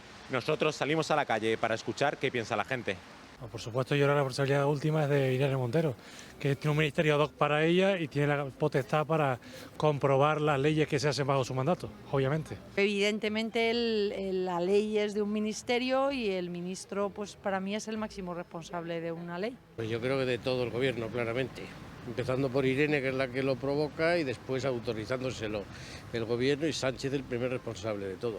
Hombre, respalda a todo el gobierno, con lo cual creo que Irene Montero es una cabeza de turco, ¿vale? Porque muchos del gobierno y de la oposición también apoyaron. Con lo cual, si hay que buscar responsabilidades, habrá que buscar un poquito en todos. Yo creo que todos tienen un poquito de culpa, que si se pusiesen de acuerdo en vez de tanto discutir, me imagino que sería más fácil de arreglar los problemas que hay. Yo creo que de todo el gobierno, sí, desde luego. Es una ley que ha salido del Consejo de Ministros y, por tanto, es un acto colegiado. Todo el gobierno, ella simplemente redacta una ley, pero está todo el Consejo de Ministros ahí para determinar, y tienen que hacer sus valoraciones, tendrán que tener sus argumentos jurídicos. Siempre están tirándose piedras y eso no puede ser. Como todo lo que pasa en el país, la culpa debe ser tuya, no, del gobierno. Noelia Núñez, ¿cuánto sentido común hay en la calle? Muchísimo. Ojalá lo escuchara esto Irene Montero. O para mí, quien tiene también la responsabilidad última, que es Pedro Sánchez. Por supuesto que Irene Montero tiene responsabilidad porque es su ley, es una ley que nace del Ministerio de Igualdad, pero es que la han refrendado todo el Consejo de Ministros. Los 20 y pico ministros, que yo entiendo que son tantos que no saben ya ni qué tiene que hacer cada uno, la han refrendado también, la han hecho suya, y por supuesto la responsabilidad última es de Pedro Sánchez, porque si Irene Montero, el Ministerio de Irene Montero, ha cometido un error evidente, manifiesto, puede salir la ministra de Justicia a decir lo que quiera, pero el error está ahí, lo estamos viendo, las rebajas de condena, incluso las puestas en libertad de algunos condenados por delitos de violación, están ahí, ha cometido un error, no dimite, porque se ha enrocado, no dimite, la responsabilidad ahora es de Pedro Sánchez, que tiene que cesarla. Bueno, yo es que la forma que tienen de legislar, como todo es la ideología, la propaganda y la política, es responsabilidad del Ministerio que pone en marcha la ley, pero también del Consejo de Ministros. En el Consejo de Ministros hay 3 jueces de carrera, 3 jueces. El tema es que a los órganos consultivos lo han despreciado. Porque esto que está pasando lo dijo el Consejo General del Poder Judicial en su informe. Cuidado con esto, que el resultado final puede ser que las penas se rebajen a la gente que está con condena firme. Y se la advirtió, y es que no le hicieron ni caso, es que lo metieron en el cajón porque no le gustaba lo que le decía, y no van a enmendar el movimiento feminista. La ministra Calvo también dijo que la ley era excelente, que las correcciones que había hecho ella, que había intervenido, sí, y que había salvado todo lo salvable de la ley. La ley tiene unas lagunas, Javier, tiene unas lagunas graves, tan graves que a pesar del informe del fiscal, que no sé si es el momento o tú tienes previsto o no después, el decreto que ha hecho la Fiscalía General, pues bueno, pues hoy mismo por la tarde la Audiencia Provincial de Zaragoza ha dicho que no la va a aplicar y han decidido rebajar las penas. La Audiencia Provincial de Zaragoza, hoy, esta tarde ya, con el decreto en la mesa. Los fiscales pueden decir lo que quieran, pero los jueces son los que tienen la última palabra. Que le echen la responsabilidad al Tribunal Supremo para que unifique doctrina. Si el problema, el Supremo tiene un caso. Es imposible. Es que caso a caso, tiene un caso, se pronunciará sobre ese caso, pero no puede ser una cosa que tenga carácter erganjón, solamente cabe que modifiquen la ley. Y no quieren enmendarla. Y todos están tirando para los jueces, insultándolos, provocándolos, diciéndole fachas con toga, diciéndole machistas, cuando el censo de jueces es superior hoy el de mujeres en España, jueces y fiscales. Pues claro, todo es un disparate. Pero el disparate mayor es poner a una persona de este nivel con la responsabilidad de un ministerio y meterlo en el Consejo de Ministros por razones de las conveniencias de la permanencia, de la conquista del poder y de mantenimiento en el poder, que es lo que está. Y no se atreve ni a cesarla, ni a chistar. Ya ha salido todo Chenique, lo otro, todos, hasta criticando a la vicepresidenta Yolanda Díaz porque se ha puesto de perfil, ¿no? Y no ha dicho que la culpa es de los jueces y que los jueces son más fachas que ella ha visto en el mundo mundial. Bueno, pues este es el panorama. Esto es un lamentable, es muy triste, pero es el cuadro que tenemos. Es que es muy grave que desde el Ejecutivo, que desde un ministerio se señale a los jueces y se les diga que son fascistas, que son machistas, que son fachas con toga, simplemente por no querer asumir como un argumento error de defensa de tus propio, errores. Exactamente. Porque hay que pedir disculpas, Eso se van a preparar las enmiendas técnicamente, vamos a llevarlo al Congreso de los Diputados y vamos a arreglar esto lo antes posible. Porque es que no han dicho cómo lo van a arreglar. Esto va cada día caminando. Claro. Cada día caminando. Y si algún día el Supremo tiene la sentencia que espera, pues a lo mejor el tema, pero todos los que estén hasta ahí se han quedado con las rebajas. Es que no han dicho ni cómo lo van a arreglar. Y lo más esperpéntico es escuchar a Patxi López diciendo, bueno, pues habrá que volver a reformar la ley y los volvemos a meter en la cárcel. Es que demuestran un desconocimiento de cómo funciona la ley en España preocupante, de cómo funciona el Estado de Derecho en España. Dos ministras, en el minuto cero del problema, dijeron que lo que se modifica la ley. Montero de Hacienda y no, la ministra no, la portavoz del Partido Socialista. Dijeron que lo que había que hacer es reformar la ley cuanto antes y enmendar este problema porque esto puede crear alarma social. Era lo lógico. Pues mira, ¿dónde han quedado? Por la presión política. Hay que defender a quien hay que defender. De la coalición, por la presión política de la coalición. Bueno, muchos ciudadanos estaban hoy pendientes del duelo en el Senado entre Alberto Núñez Feijóo y el presidente del Gobierno. Y la verdad es que hemos salido todos un poco decepcionados, pero este es el resumen. Un mes después de su último cara a cara en el Senado, Pedro Sánchez y Alberto Núñez Feijóo vuelven a enfrentarse en un debate marcado por los incendios mayúsculos que hay en la mesa de gobierno. Sin embargo, y para sorpresa de todos, la polémica de la ley sí es sí, las rebajas de penas a agresores sexuales no han sido el eje central del debate, que en cambio ha acabado en reproches entre ambos líderes por actuaciones pasadas. Su gobierno ha entrado en shock y créame, los daños para usted ya son irreparables. Nosotros no pactamos presupuestos por presos, ni pactamos presupuestos por la unidad territorial de nuestro país. Señoría, usted preside un gobierno en llamas. El líder de los populares ha sido contundente con Sánchez por la derogación del delito de sedición y muy en particular por las excarcelaciones de agresores sexuales, acusándole de generar un clima irrespirable en España. Durante estos momentos puede haber agresiones sexuales en España penadas con menor intensidad simplemente por su soberbia a la hora de legislar. Usted no tiene límites, pero España sí. Nunca nuestro país estuvo ante un gobierno como usted. Por su parte, Sánchez ha contestado a Feijóo y le ha replicado que no pueden estar con los derechos de las mujeres y pactan con aquellos que frivolizan sobre la violencia de género. No se puede decir que se está con los derechos de las mujeres y pactar y gobernar con aquellos que banalizan y frivolizan sobre la violencia de género. Pero el presidente del PP ha dictado sentencia. De la pesadilla más grande que ha vivido España, gracias a su gobierno y a usted. Que lo único que le mantiene a usted y a su gobierno unido es el ansia de poder. Además, el líder de la oposición le ha emplazado a verse la próxima vez en el Congreso, dice, en su debate de investidura como nuevo presidente del gobierno. Manuel Pino. Bueno, no ha sido un debate, el contexto ha sido una pregunta.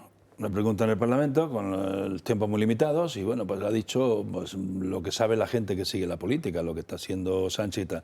Lo que me ha parecido una cosa muy importante en el debate es que la pregunta que era ¿por qué rebajaba el delito de sedición? No ha dicho nada, no ha respondido.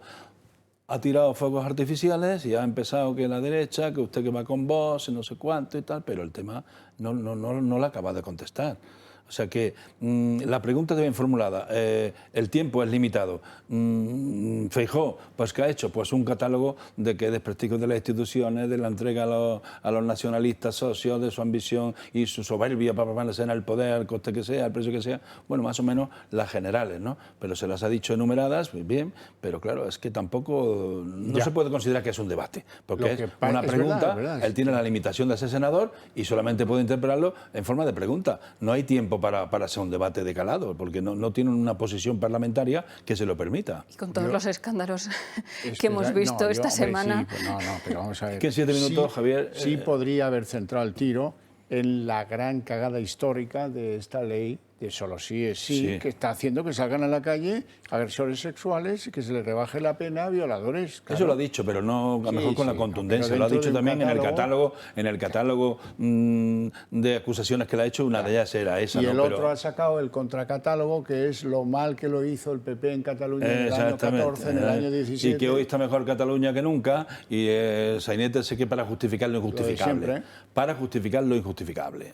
Sí, porque, bueno, lo hemos escuchado. La respuesta que ha dado también el presidente del Gobierno, ¿no?, para justificar su ley del solo sí es sí, que nosotros pactamos con Vox. Bueno, y quiero decir, ellos están en la misma semana en la que se ha descubierto que son capaces de cargarse el delito de sedición simplemente por contentar a Esquerra Republicana, que quitan la Guardia Civil de Navarra por contentar a Bildu y a votar a favor de los presupuestos.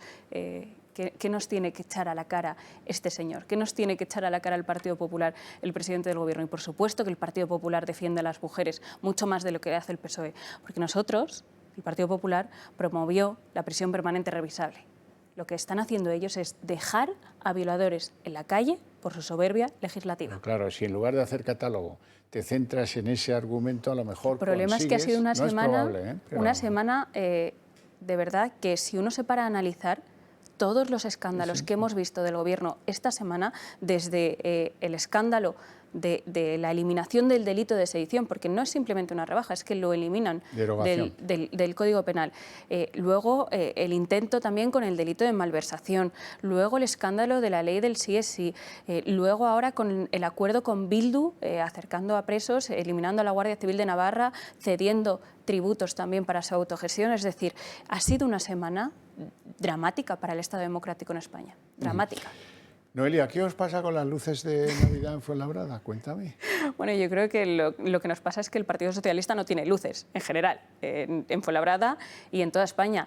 Y lo que nosotros le hemos pedido a nuestro alcalde es que sea valiente y que le pida a Sánchez, porque hay una congruencia enorme en todo este tema de la Navidad. Por supuesto, nosotros estamos a favor de que haya luces de Navidad, pero recordemos que sigue estando en vigor una norma que impide a los comercios tener sus escaparates encendidos más allá de las 10 de la noche. Y hay una norma que limita también la temperatura a la que tiene que estar un comercio en Fuenlabrada y en toda España. Por lo tanto, no tiene sentido que estemos pidiendo esfuerzos a los españoles, a los comerciantes que están en una situación complicada y que ahora además se enfrentan a una temporada muy importante, que es la temporada navideña.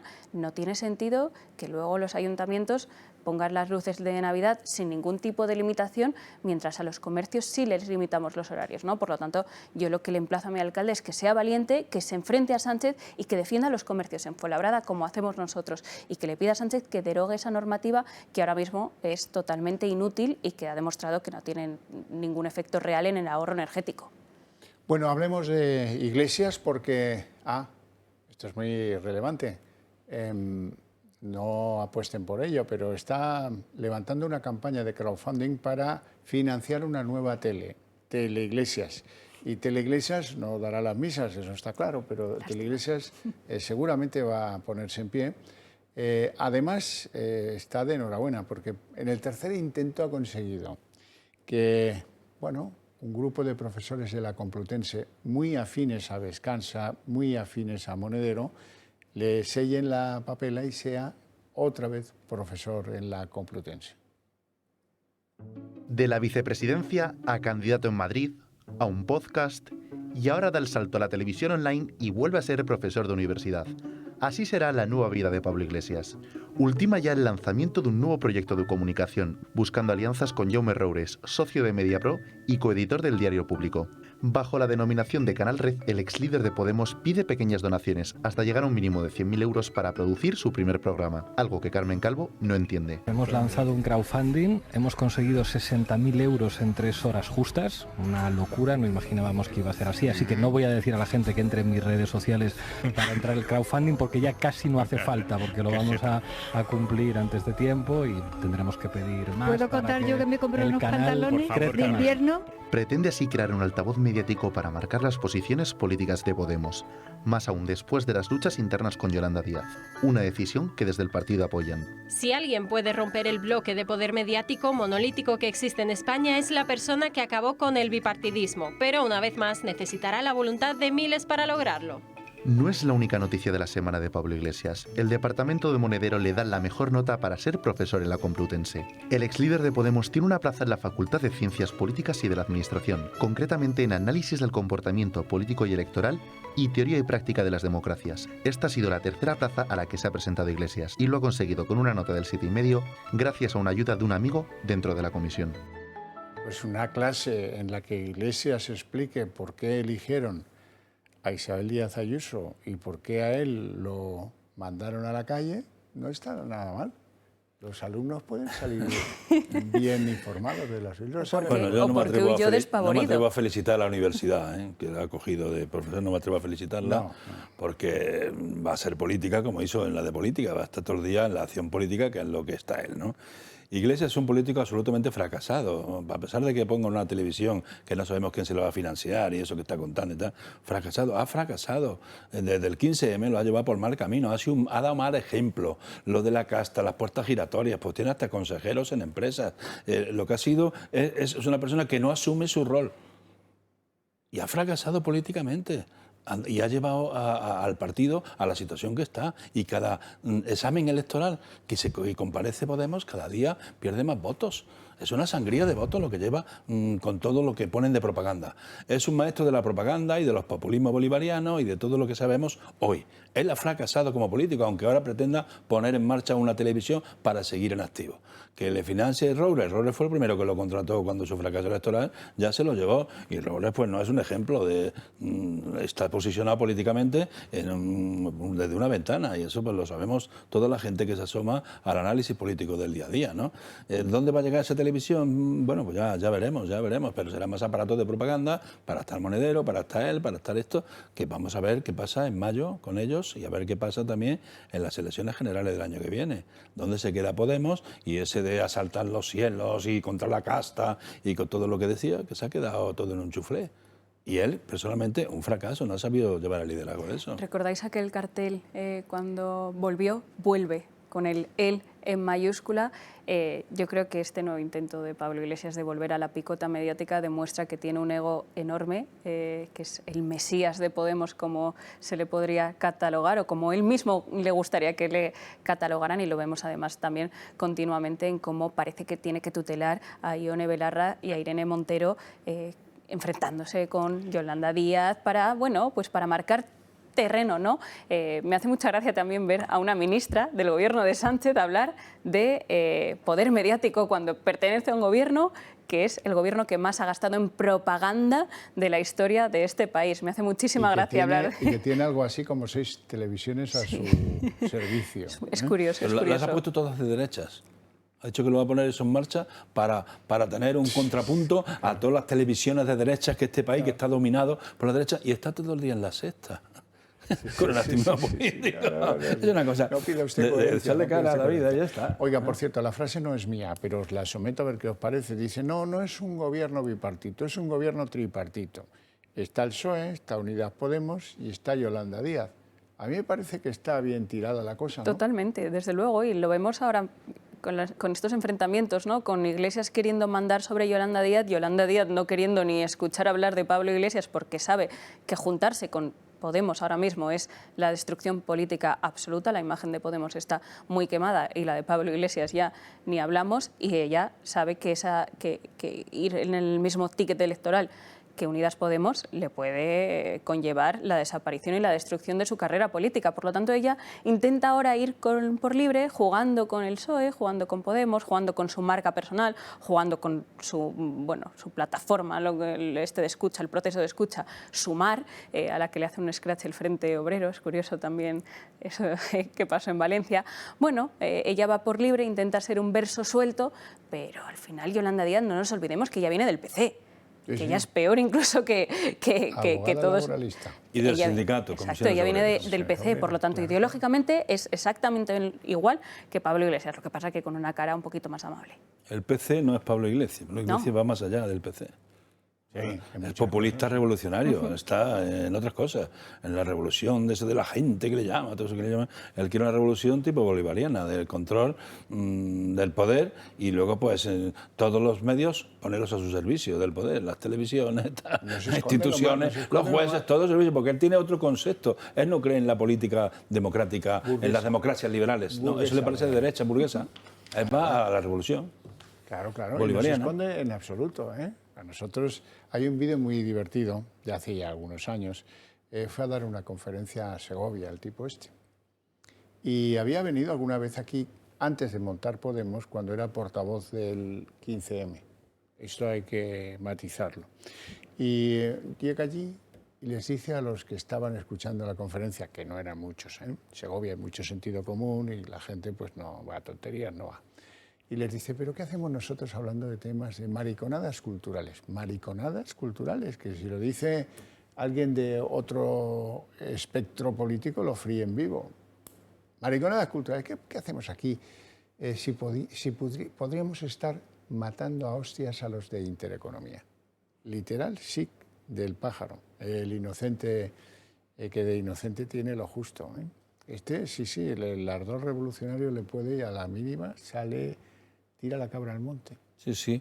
Mira con los policías estos del ayuntamiento, defendiendo a Sastre, lo que dijo, tráeme las cabezas, hacen falta mucho. Gallinas, cuando contó que se peleó con unos lumpenes que dijo también en una tertulia, además creo que fue en un acto del Partido Comunista también, o algo así, contando que se había peleado con unos lumpenes. Pero bueno, las contradicciones de Pablo Iglesias, que también le financiaba Irán, su televisión, y luego decía defender a las mujeres. Que ya lo conocemos. Sí, totalmente. Eso es fundamental. Y sobre todo, su mala práctica personal, que no se nos olvida ninguno. No tenemos tiempo para más. Os agradezco muchísimo vuestra visita por el programa, vuestras opiniones todavía más, y a ustedes lo mismo les digo. Lo que pasa es que ustedes tienen premio. Pueden asistir, si así lo tienen a bien, al día en 30 minutos.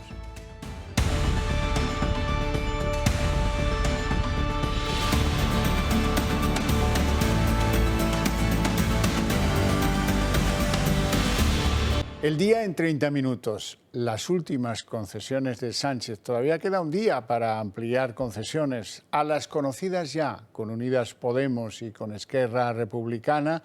Hoy añadimos las que paga Sánchez a Bildu.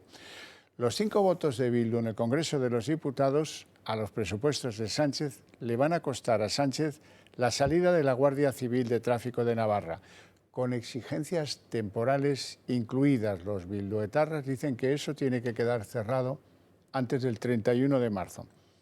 Al riego de millones que ya hemos narrado reiteradamente, a los cambios legales como la derogación de la sedición o imponer impuestos a la banca o a los ricos, pues ahora hay que añadir esto de la claudicación ante Bildu. Todo vale para apuntalar unos presupuestos que han sido declarados en ruina técnica por todos los analistas económicos que los han analizado. Y así nos va a ir el año que viene con unas cuentas públicas que no se pueden creer y que son un disparate.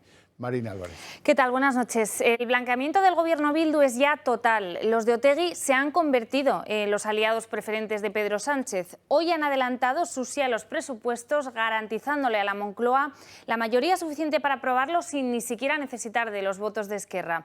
Pero ojo, porque su apoyo, una vez más, no sale gratis. Moncloa se compromete ahora a retirar a la Guardia Civil de las carreteras navarras antes del 31 de marzo del próximo año. La persecución a la benemérita del nacionalismo vasco viene ya de lejos y empieza a cosechar los primeros frutos. El Gobierno también se ha comprometido, aquí lo ven, a prorrogar el tope de los alquileres y la subida de las pensiones no contributivas, además de a reconvertir espacios como por ejemplo iglesias en espacios para la memoria histórica. Vox ha condenado con contundencia esta noticia. Santiago Abascal ha criticado que los mismos agentes que serán expulsados protegieron en su día y durante muchos años a concejales socialistas de los ataques de ETA. El presidente de Vox ha tachado de indigna esta nueva cesión al separatismo. Bueno, pues además de lo que a ustedes les puede parecer completamente desfachado, esto de arrodillarse ante Bildu, está lo que no conocemos, o mejor dicho, lo que empezamos a conocer. Y es que hay conversaciones secretas del Gobierno con Bildu, sobre todo relacionadas con la ley de memoria histórica. Lo poco que se conoce de esos 3 encuentros que ya se han producido entre Bildu y el Gobierno, lo van a ver a continuación. El secretario de Estado de Memoria Democrática de Sánchez, Fernando Martínez, y su número 2, Diego Blázquez, se reunieron en al menos 3 veces con los simpatizantes de ETA para negociar el acuerdo de la Ley de Memoria Democrática. El número 2 de Félix Bolaños ha admitido que esas reuniones han sido reales. La última, un mes antes que se hiciera público en junio de 2022 que el gobierno sacaría adelante la Ley de Memoria Democrática gracias a un acuerdo con Bildu. Un pacto donde se incluyeron propuestas como extender el franquismo hasta 1983, 8 años después de que muriese Franco, y así poder blanquear al grupo terrorista ETA. Bildu está en lo más alto de su poder y su objetivo de convertir a los etarras en víctimas se está cumpliendo. Acercamiento de presos, transferencia de las prisiones al gobierno vasco, régimen carcelario especial o excarcelaciones a cambio de realizar cursos de jardinería. Parece que no importa que ETA haya dejado a su paso más de 800 asesinatos y que de esos crímenes 358 estén impunes. Han logrado que la Ley de Memoria Democrática consiga el objetivo de convertir a los terroristas en víctimas de la lucha por la libertad, de modo que alargan hasta 1983 el cuadro dentro del que quieren contar su historia. Algo que en su momento el gobierno dijo que no se aceptaría. Pues bien, una pretensión en la que los que van a ser juzgados no son los etarras, sino quienes los combatieron. Bueno, Bildu no es la única formación que se ha apuntado este martes a los presupuestos. El PDeCAT también ha ofrecido su sí a las cuentas a cambio de la gratuidad de las líneas estatales de autobús y de más inversión en investigación y en deporte. Los que todavía no han desvelado su voto son los de Esquerra. Sánchez les ha dado hoy una nueva pildorita al inyectar 900 millones de euros a la Generalitat. Aquí lo ven para trenes y carreteras. Veremos a ver a lo largo de la semana cuál es su voto definitivo. Bueno, sobre lo que también hay dudas en la formación es sobre la reforma del delito de malversación. Las críticas internas y el rechazo de Unidas Podemos han llevado a los republicanos a dar marcha atrás con este tema. Así lo ha dejado entrever hoy Gabriel Rufián, el portavoz de Esquerra, ha asegurado que ellos no pretenden rebajar las penas de este delito. Lo hemos comentado desde el minuto 1, se intentará, sabiendo las dificultades que tiene, sabiendo las interpretaciones que puede también tener. Es un delito complicado, no queremos que nadie nos acuse de fomentar ningún tipo de corruptela, pero también es cierto que tenemos que intentar que el Código Penal nunca más sea utilizado como un castigo ideológico. No hay día sin concesiones de Pedro Sánchez. Después del impuesto a los ricos y a los bancos para obtener el apoyo unánime de Unidas Podemos o de la derogación del delito de sedición para contentar a los de Esquerra Republicana, ahora toca la retirada de la Guardia Civil de Tráfico de Navarra para contentar a los bilduetarras. Y la concesión de Sánchez a Bildu viene con exigencias. Debe estar culminada antes del próximo 31 de marzo. Irónicamente, la carta de exigencias de Bildu con el presidente del Gobierno acaba con incluso fondos para promover el circo en euskera. Ya me dirán, con este último paquete de concesiones a Bildu, el Gobierno consolida pues otros 5 votos más para los 165 que tenía para los presupuestos. Otros 4 provienen del PDeCAT, que mira siempre de reojo lo que Esquerra va consiguiendo de Sánchez. Y el apoyo de Esquerra Republicana, que no está del todo cerrado, depende de algunos flecos, según dicen, pero se da por hecho, la verdad es que se da por hecho. Así que el jueves veremos cómo Sánchez saca adelante los presupuestos con 187 votos favorables y múltiples contrapartidas pagadas a las malas compañías, como decía Emiliano García Paje. No ha habido explicación de la crisis del sí es sí o de la reforma de la sedición este martes en el Senado. En el que ha sido su segundo cara a cara con Feijóo, Sánchez se ha escudado en el CGPJ o en Cataluña para sortear las preguntas del jefe de la oposición. Feijóo le ha acusado, eso sí, de ser la peor pesadilla que ha tenido España. Un mes después de su último cara a cara en el Senado, Pedro Sánchez y Alberto Núñez Feijóo vuelven a enfrentarse en un debate marcado por los incendios mayúsculos que hay en la mesa de gobierno. Sin embargo, y para sorpresa de todos, la polémica de la ley sí es sí, las rebajas de penas a agresores sexuales no han sido el eje central del debate, que en cambio ha acabado en reproches entre ambos líderes por actuaciones pasadas. Su gobierno ha entrado en shock y créame, los daños para usted ya son irreparables. Nosotros no pactamos presupuestos por presos, ni pactamos presupuestos por la unidad territorial de nuestro país. Señoría, usted preside un gobierno en llamas. El líder de los populares ha sido contundente con Sánchez por la derogación del delito de sedición y muy en particular por las excarcelaciones de agresores sexuales, acusándole de generar un clima irrespirable en España. Durante estos momentos puede haber agresiones sexuales en España penadas con menor intensidad simplemente por su soberbia a la hora de legislar. Usted no tiene límites, pero España sí. Nunca nuestro país estuvo ante un gobierno como usted. Por su parte, Sánchez ha contestado a Feijóo y le ha replicado que no pueden estar con los derechos de las mujeres y pactan con aquellos que frivolizan sobre la violencia de género. No se puede decir que se está con los derechos de las mujeres y pactar y gobernar con aquellos que banalizan y frivolizan sobre la violencia de género. Pero el presidente del PP ha dictado sentencia. De la pesadilla más grande que ha vivido España, gracias a su gobierno y a usted, que lo único que le mantiene a usted y a su gobierno unido es el ansia de poder. Además, el líder de la oposición le ha emplazado a verse la próxima vez en el Congreso, dice, en su debate de investidura como nuevo presidente del gobierno. En un acto ante representantes de la Internacional Socialista Femenina, venidas de diferentes lugares del planeta, Sánchez ha mantenido su apoyo a la ley del solo sí es sí de Irene Montero. Nadie esperaba un giro, y menos ante ese aforo del presidente, pero tampoco esperábamos que sacara pecho de la modernidad que supone una ley que hace aguas.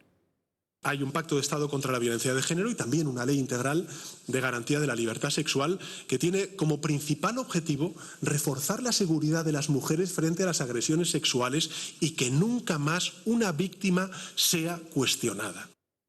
Bueno, pues esta defensa de parte del Gobierno, cada día son más las deficiencias que se conocen de esta ley estrella de Irene Montero. El Ministerio de Igualdad no solo desoyó al CGPJ, sino que se saltó la consulta pública a la que el Gobierno obliga a someter todas las leyes. Se trata de un trámite de participación ciudadana donde los españoles podemos opinar sobre cualquier norma. Montero decidió eludir este trámite alegando que existía una razón de interés público para garantizar ya la libertad sexual de las mujeres. Hoy, y esto supone una novedad, el portavoz de Esquerra Republicana, Gabriel Rufián, se ha sumado a los que sugieren que hay una cacería política contra Irene Montero. Repito, nos podemos equivocar. Ahora, yo lo que no participaré es porque una encuesta me lo diga, en el silencio cómplice frente a la enorme violencia y cacería que hay hacia Irene Montero. Pablo Iglesias busca financiación para un nuevo canal de televisión porque, según él, todo lo que hay son televisiones de la derecha. Bueno, la cosa es bastante graciosa. en los términos en los que él lo plantea. Por cierto, que hoy el ex líder de Podemos está de enhorabuena porque ha conseguido ser profesor de la Complutense, tercer intento, gracias a un tribunal que le ha calificado como profesor en el que hay gente muy afín a Vescansa y a Monedero. De la vicepresidencia a candidato en Madrid, a un podcast y ahora da el salto a la televisión online y vuelve a ser profesor de universidad. Así será la nueva vida de Pablo Iglesias. Ultima ya el lanzamiento de un nuevo proyecto de comunicación, buscando alianzas con Jaume Roures, socio de Mediapro y coeditor del Diario Público.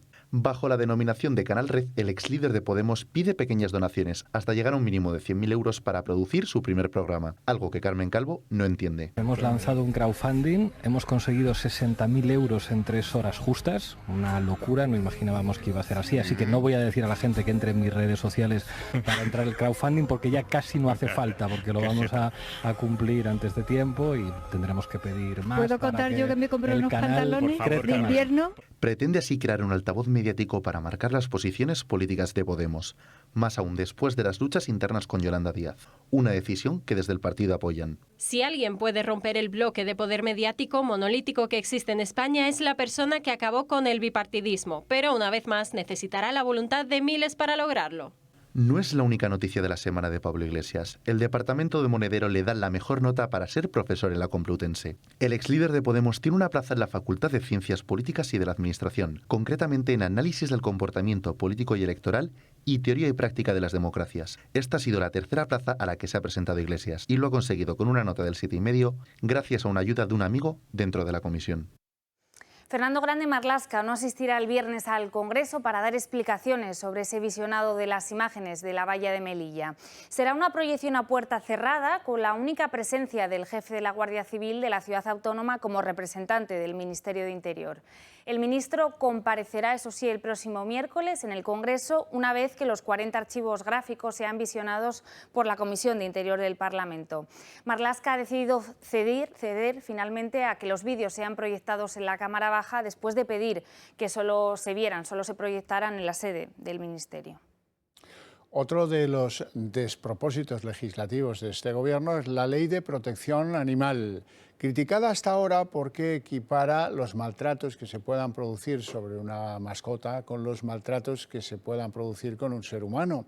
Y ahora viene lo que no sabíamos: ¿qué animales podemos y no tener en nuestra casa? Según esta ley no podemos tener roedores, no podemos tener tortugas, no podemos tener periquitos. Y ahora viene la siguiente duda: ¿y qué pasa si ya los tenemos? Pues bueno, en el siguiente trabajo van a saber qué pueden hacer, así que la ley esté en vigor. ¿Cuántos niños en España crecen con un hámster, un periquito o un conejo en casa? ¿Cuánta gente tiene estos pequeños compañeros de mascota? Pues ahora la Ley de Bienestar Animal acaba con esta posibilidad de un plumazo.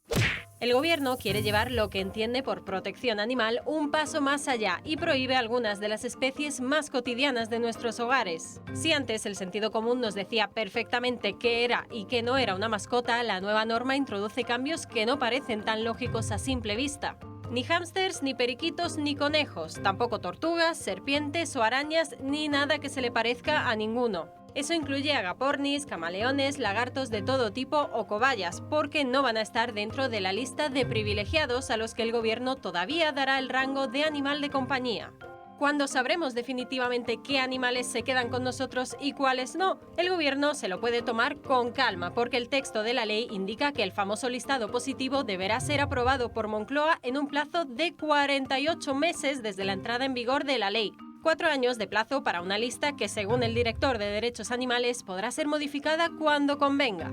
Y mucho ojo, porque quienes incumplan la ley y tengan animales no permitidos se enfrentarán, en primer lugar, a penas de cárcel de entre 18 y 24 meses si el animal fallece.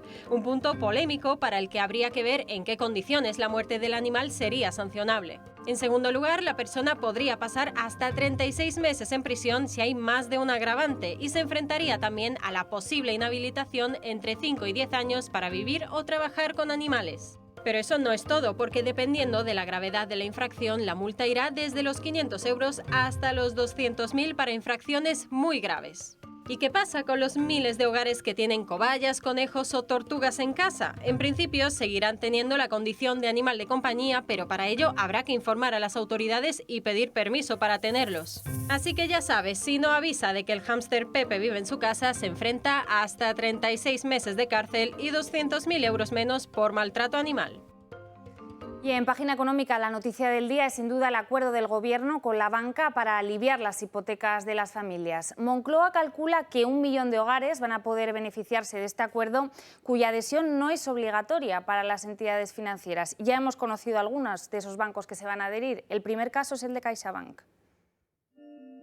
Después de mucho tiempo, el Gobierno y los bancos han llegado a un acuerdo. Todo ello para adoptar unas medidas y así ayudar a los millones de personas vulnerables que están sufriendo el alza de los tipos de interés en su hipoteca variable debido a la subida del Euribor. Así lo transmite la ministra de Asuntos Económicos. Yo creo que con estos umbrales que hemos definido ya cogemos, ya conseguimos cubrir al universo de familias que se pueden ver más perjudicadas por la subida de los tipos de interés tan rápida. Son medidas que aprueban en el Consejo de Ministros con un único objetivo: reducir la carga hipotecaria y poder controlar su nivel de gasto a largo y medio plazo, escogiendo la medida que mejor se ajuste a sus necesidades y situación financiera. Este paquete de medidas actuará en 3 vías. Mejorar el tratamiento de familias vulnerables, abrir un marco de actuación temporal para familias en riesgo de vulnerabilidad por la subida de tipos y adoptar mejoras para facilitar la amortización anticipada de créditos y el cambio de hipotecas de tipo variable a fijo. De esta manera, para aquellos con rentas inferiores a 25.000 euros al año, se podrá modificar el crédito hipotecario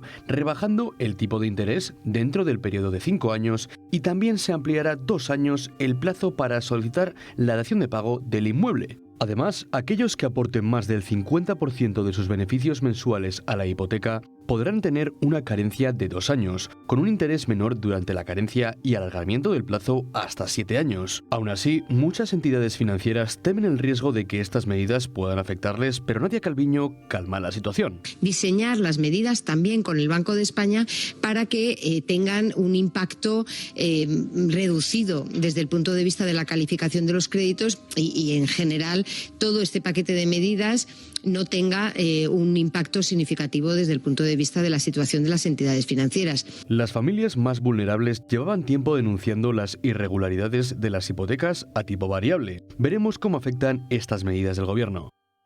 Como si no formara parte del Consejo de Ministros, la vicepresidenta segunda del Gobierno y ministra de Trabajo, Yolanda Díaz, le ha propinado hoy tremendo zapatazo al acuerdo conseguido por Economía con la Asociación de la Banca. En esa crítica inesperada dice Yolanda Díaz que la banca es la que se ha beneficiado del aumento de los tipos de interés y sugiere si las medidas que adopta el Gobierno sirven para que repartamos las cargas de la crisis. Y luego añade un retórico: humildemente creo que no. Las entidades financieras se están beneficiando como nunca de la subida de los tipos de interés. La transferencia de rentas desde ustedes, la ciudadanía, a las entidades financieras asciende a 8.000 millones de euros. Y esto, desde luego, nosotros pensamos que sería sustancialmente mejorable. La OCDE vuelve a rebajar el crecimiento de España para 2023 y avisa de que la creación de empleo será nula. Son ya 2 revisiones a la baja en apenas 2 meses de este organismo y también son varias las entidades económicas que nos dejan al borde de la recesión. Es el caso de la AIREF o del BBVA para el año que viene. Saltan las alarmas en la OCDE. El organismo avanza que la inflación se mantendrá hasta cerca del 5% al menos hasta 2025. Desoye así las previsiones del Banco Central, que calcula un IPC del 4,8% para el 2023. España también será el último país de la zona euro en salir de la inflación. Se le calcula un 8,6% para finales de este año y un 4,8% para el 2024. Muy lejos del 2,7% de Francia, el 3% de Italia o el 3,3% de Alemania. Esto se debe a unas expectativas de crecimiento de los 3 países, que se encuentra entre el 1 y el 1,5%. Las previsiones del BIP tampoco son muy buenas. La OCDE prevé una ligera mejora para finales de este año, llegando al 4,7% y un 1,2% para el 2023. Por lo tanto, no se prevé volver a niveles previos de la pandemia hasta como mínimo principios de 2024. Así España estará muy por encima del resto de países, mientras los cálculos de la Unión Europea y Estados Unidos se sitúan en el 0,5% en 2023 y en el resto del mundo en el 2,2%. Además, la OCDE prevé un crecimiento nulo de empleo para el próximo 2023, unas previsiones pésimas para nuestro país y con unos presupuestos que están muy lejos de la realidad. El gobierno estima que el crecimiento será del 2,1%, cifra que dobla la previsión de Bruselas. Además, se calcula que se volverá a los niveles de 2019 en la segunda mitad del año que viene y estima que la deuda pública se reducirá en 3 puntos de PIB hasta el 100,12% y con un déficit del 3,9%. Datos que a 2 días de aprobarse los presupuestos, ningún organismo sostiene las mismas afirmaciones. Y tenemos que hacer nuestra crónica de la guerra de Ucrania. Recordarán que el presidente ucraniano Volodymyr Zelensky instaba a la OTAN a que le apoyaran en la consideración de Rusia como un Estado terrorista. Bueno, pues hoy hemos conocido que en la recientemente liberada Jersón, la capital de provincia que hace poco pasó a manos o a control del ejército ucraniano, han aparecido 4 centros donde se practicaban torturas, por parte naturalmente del ejército invasor, del ejército ruso. Al parecer, cientos de soldados ucranianos fueron torturadas en esas cámaras del horror y también incluso algunos civiles, según algunas fuentes no confirmadas del gobierno de Ucrania.